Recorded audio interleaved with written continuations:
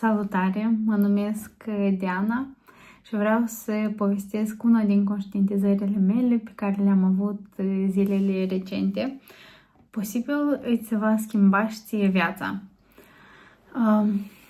Conștientizarea este legată de conceptul că oamenii sunt de fapt oglinzile noastre. Acum își voi explica cum asta lucrează pe exemplul meu. Recent am avut o situație cu o persoană care în decurs de o lună trebuia să-mi ofere niște servicii contra plată și în fiecare zi mă amâna de pe o zi pe alta.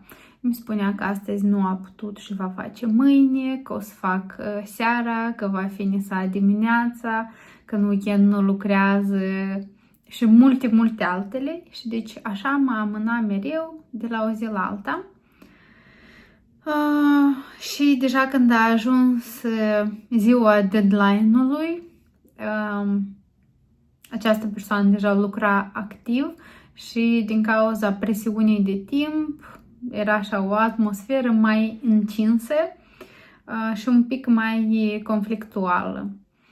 Pentru că atunci când trebuie să faci ceva în grabă, simți presiunea și desigur ești mult mai iritat. În urma discuțiilor, în ultima zi de deadline, acea persoană mi-a trezit multe frustrări mie în interior, eu fiind o persoană neconflictuală, sigur că le-am trăit cumva în interiorul meu, nu i le-am reproșat, dar eu știu deja cum asta lucrează pentru că de mai mulți ani fac terapie cu psihologul și eu știu că dacă o persoană îți trezește careva frustrări sau emoții negative în interior, aici sigur este doar despre tine și despre relația ta cu tine sau despre anumite traume pe care această persoană doar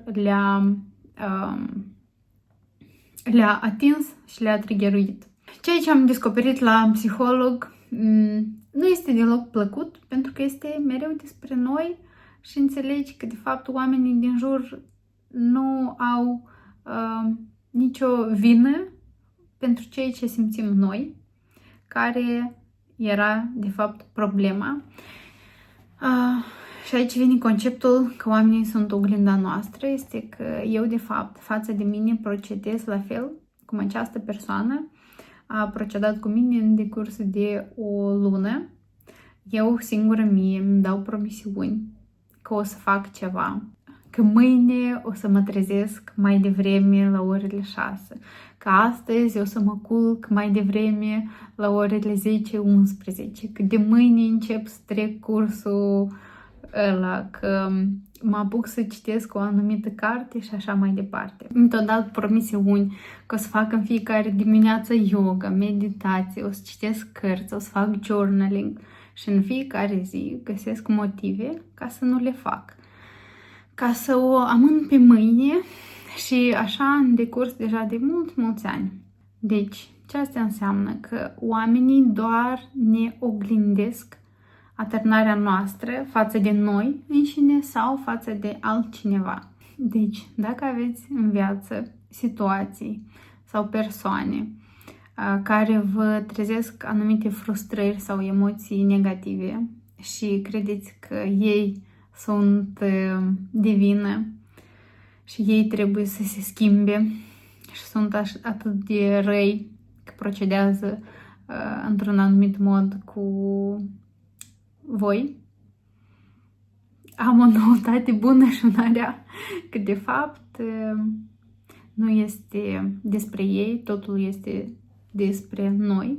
Și atunci când eu o să-mi schimb atârnarea față de mine și o să mă țin de cuvânt singură în fața mea, atunci și alte persoane o vor face la fel, pentru că când eu tolerez singură față de mine astfel de atârnare, eu o tolerez și față de alții. Adică atunci când acea persoană mă amâna cu fiecare zi, eu eram înțelegătoare.